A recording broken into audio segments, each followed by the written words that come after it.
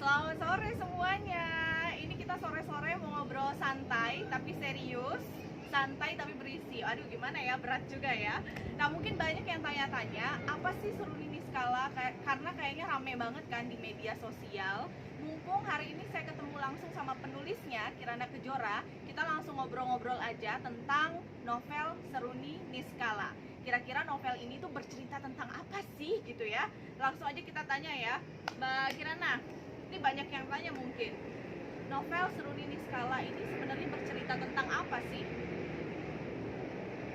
Yang jelas Seruni Niskala bukan novel sejarah, tapi mengambil latar dua kerajaan besar, Majapahit dan Sunda Galuh ya.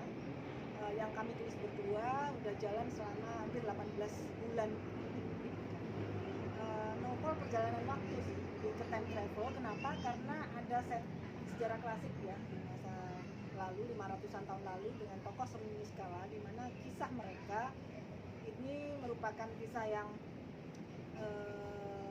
unik, mengharukan, seru, karena mereka berasal dari dua kerajaan besar yang dalam tanda kutip berseberangan ya, bermusuhan karena ada tragedi perang bubar gitu. Nah sebenarnya mereka bersatu itu untuk menyatukan Nusantara, sebenarnya untuk Nusantara bangkit biar tidak ada lagi perbedaan-perbedaan dan permusuhan itu. Tapi kan tidak semudah yang dibayangkan, dan akhirnya saat itu mereka berpisah, cintanya kandas, tapi sebenarnya di dimensi keyakinan mereka tetap bersatu gitu kan. Seruni meninggalkan Niskala dan berpulang.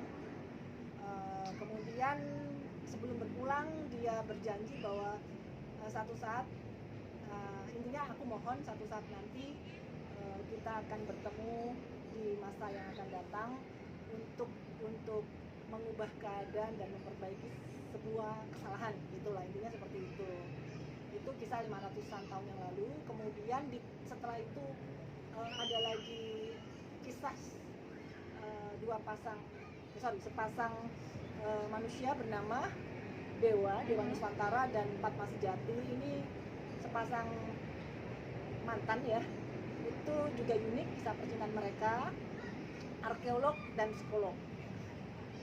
Dewa ini akan menjadi dalang pementasan Seruni Niskala dengan entitas sekarang, wujud sekarang, yaitu tokoh indigo milenial yang bernama Sekar dan Bintang.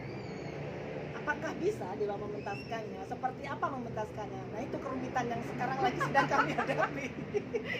Jadi multi konflik, plot twist ya, terdiri dari jigsaw puzzle. Kalau saya selama ini terbiasa menulis juga dengan jigsaw, tapi ini puzzle-nya terlalu rumit, jigsaw puzzle gitu kan, terlalu bentuknya terlalu tidak beraturan dan tidak bisa ditarget ternyata. Semula saya mau menulis karena saya seorang writer-planner, saya udah punya timeline, Mas Hedi oke aja, tapi begitu jalan dia bilang nggak bisa ditarget Seruni Niskala. Hah? Ya nggak bisa gitu kan, jigsaw puzzle-nya lagi berjalan, jadi kita nggak bisa memaksakan.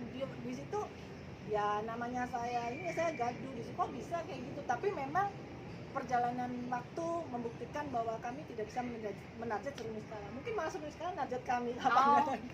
Jadi seperti itu ya teman-teman. Kalau turunannya udah banyak, itu ada monolog, podcast dengan Cornelia Gata, dengan teman-teman di Lang Tempur, dengan teman-teman musisi, kemudian ada book trailer, book teaser. Itu sengaja karena memang kami tidak ingin Seruni Niskala ini dicap novel sejarah satu, tetap novel yang ringan dibaca, tapi tajam pemaknaan, dengan open pemaknaan. Kita nggak pakai kacamata kuda juga gitu kan. Sebagai penulis kita menyerahkan pembaca nantinya dari sudut pandang masing-masing menyikapi Seruni Niskala gitu kan. Ya, sebenarnya energi utama Seruni Niskala itu lagu-lagu dari Mas Hedi. Kebetulan Mas Hedi kan pecinta sejarah dan budaya, sering bikin lagu, banyak banget lagunya. OST utama Seruni Niskala judulnya Ode untuk Jiwa yang Tenang. Kalau teman-teman jadi teman Instagram saya pasti paham. Saya sering munggah book teaser, book trailer dari beragam versi, beragam penyanyi, dan di YouTube Seruni Niskala juga ada.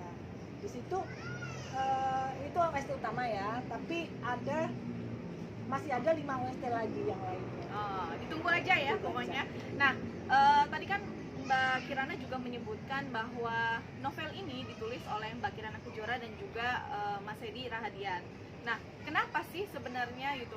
Kenapa novel ini akhirnya menulis berdua? Terus apakah ada perbedaan gaya penulisan dengan novel-novel Kirana Kejora yang lainnya yang asik dibaca karena orang tuh udah buka halaman pertama tuh pengen terus dibaca gitu kan? Nah, apakah masih mempertahankan gaya Kirana Kejora di novel Seruni Niskala atau ada yang berbeda?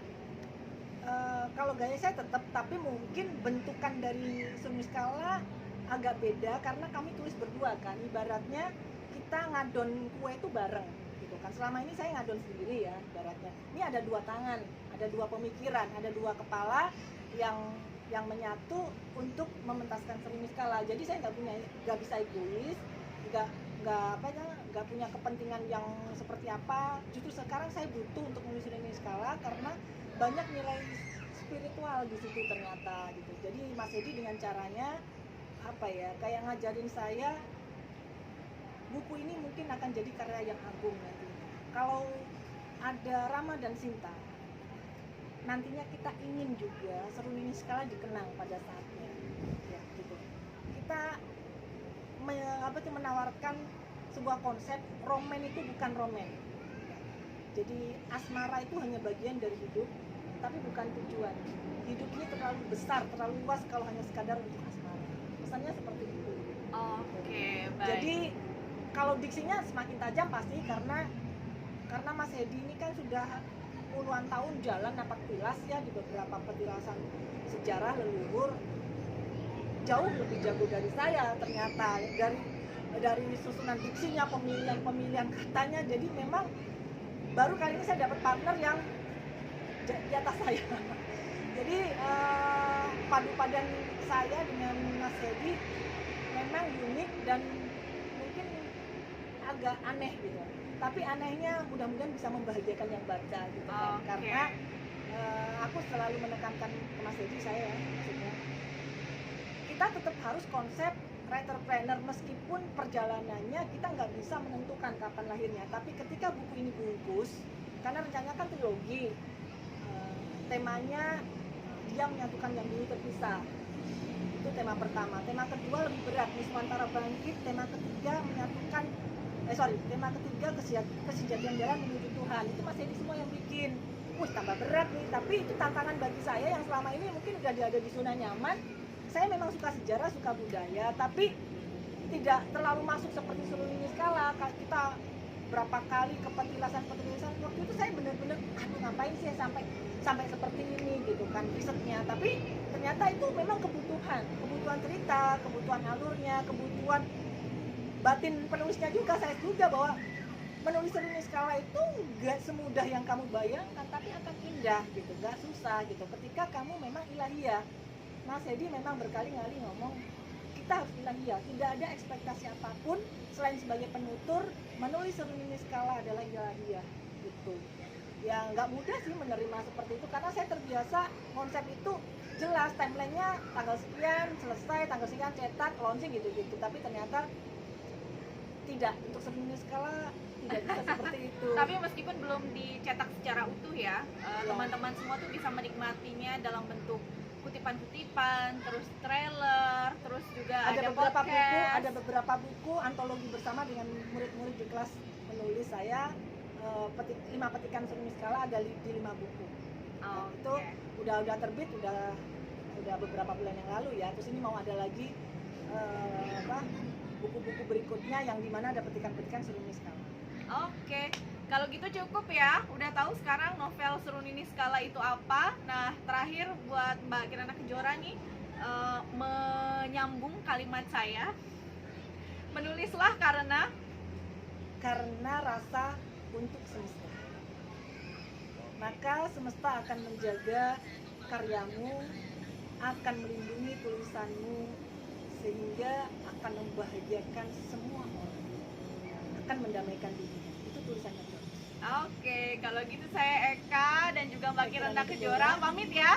Sampai ketemu lagi di video kita lainnya. Dadah.